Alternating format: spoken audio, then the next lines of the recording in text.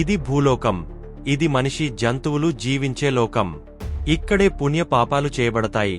వాటి ఫలితాలే మనకు జీవితంలో సంతోషం మరియు బాధగా అనిపించే సందర్భాలు వస్తుంటాయి.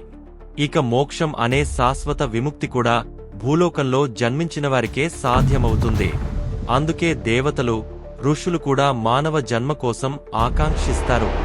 ఇక్కడ పెద్ద చెట్ల కింద, అడవుల మధ్య ధ్యానం చేస్తూ వారు సత్యాన్ని వెతుకుతారు. ఈ భూమిలో నేల నుంచే జీవం పుడుతుంది. పుట్టడం, పెరగడం, మరణం, మళ్లీ పుట్టడం, ఇదే సృష్టి చక్రం.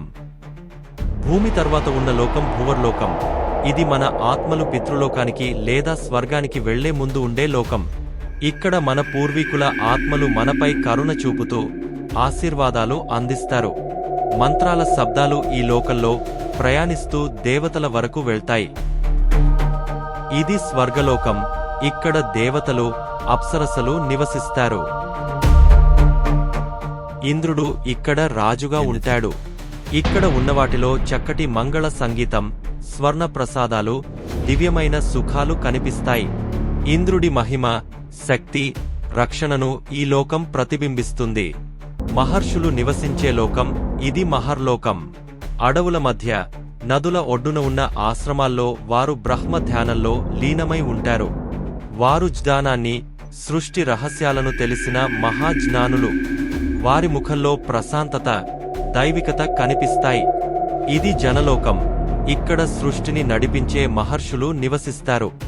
వారు ధర్మాన్ని రక్షిస్తూ ఈ బ్రహ్మాండాన్ని ఎలా నడవాలో మనకు బోధిస్తారు.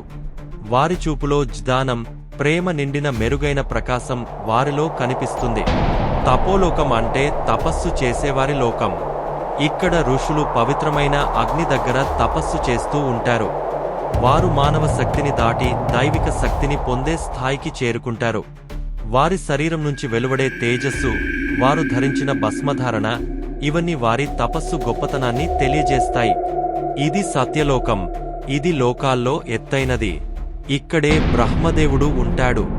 అతను కమలాసనంపై కూర్చుని 4 వేదాలను చేతుల్లో పట్టుకుని విశ్వానికి జ్ఞానాన్ని అందిస్తాడు.